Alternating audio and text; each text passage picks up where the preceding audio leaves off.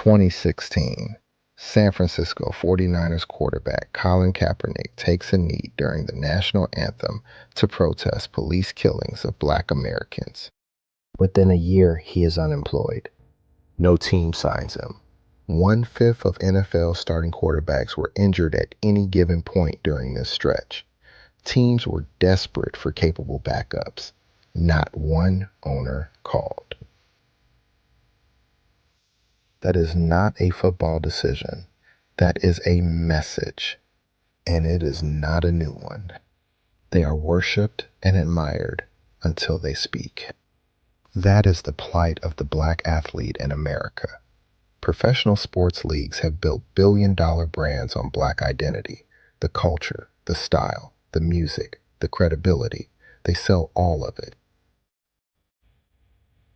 But the moment a Black athlete uses that same platform to say something true about what is being done to Black people in this country, the response has always been the same.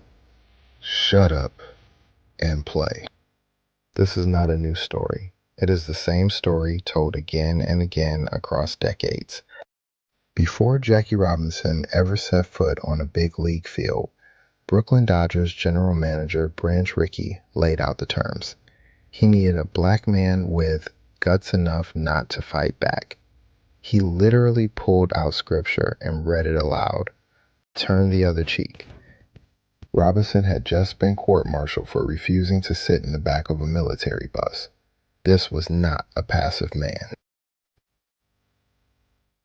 But the price of entry was silence, and he agreed. The system was not done collecting. In 1949, the government called Robinson to Washington to publicly discredit Paul Robeson. Robeson was the most outspoken Black activist in the country, so they needed a respectable Black face to neutralize him. They chose the most famous Black athlete alive. Robinson was told plainly, testify, or your baseball career is finished. He testified. Near the end of his life, he said he wished he never had. He died at 53, half blind from diabetes, still demanding that baseball hire Black managers. In his final autobiography, he wrote, "I cannot stand and sing the anthem. I cannot salute the flag. I know that I am a Black man in a white world." The league puts his number on every jersey once a year. They gave him nothing else. This pattern is not a coincidence. It is a policy. If you are watching this and you see it too, take a second right now and drop a comment below.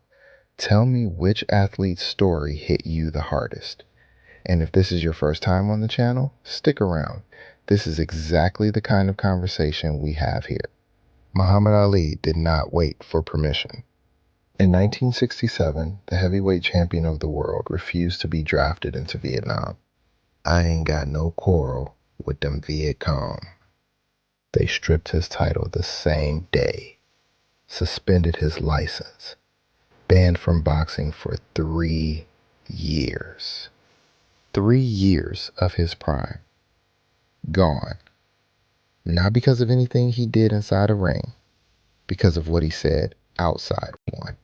1968, Mexico City Olympics.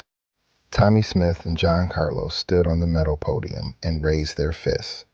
No words, no violence. 15 seconds. Expelled from the Olympic Village within 48 hours. Sent home to death threats and financial collapse. Their careers were over. 15 seconds. That was the price. Most people do not know Mahmoud Abdul-Rauf. That is not an accident. Denver Nuggets guard. He refused to stand for the national anthem, said the flag represented a history of oppression he could not in good conscience honor.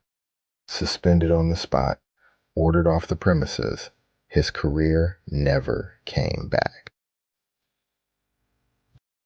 20 years before Kaepernick, same result, almost completely erased.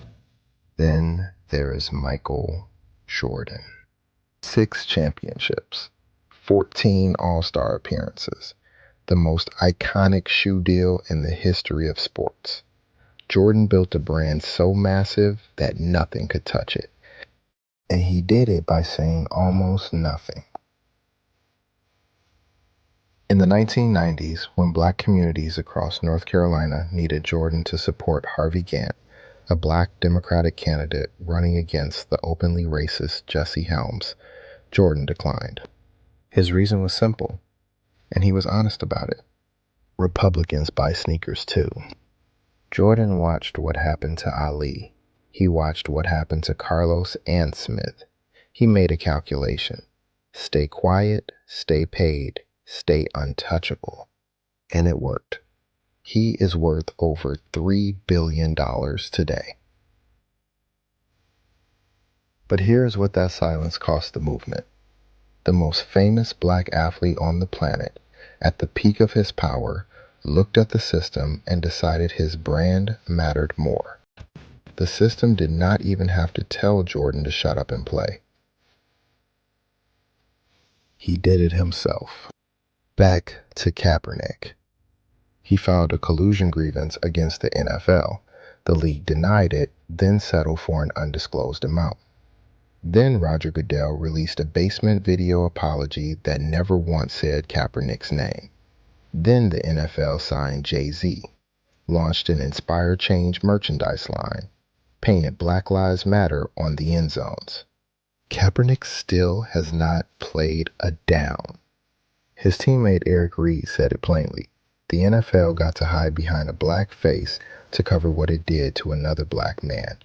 Perform care for the community while the person who started the conversation was locked out of the building. That is the transaction. Sell the culture, silence the person. Here's what connects all of them. Robinson's talent was welcome.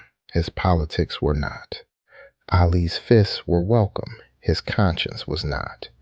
Smith and Carlos's gold medals were welcome. Their raised fists were not. Kaepernick's arm was welcome. His knee was not. And Jordan, his silence was welcome most of all. These leagues sell black culture.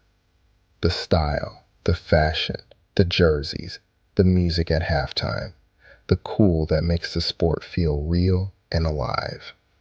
What they will not allow is black athletes using that same platform to demand something that costs the owners money or makes them uncomfortable. They want the image. They do not want the person wearing it. And the moment that person refuses to separate the two, you already know what happens. You have known since 1947. If this video made you think, made you remember something, or made you angry, that is the point. Hit the like button and subscribe so you never miss a conversation like this one. And share this with somebody who needs to see it. Because this story is still being written.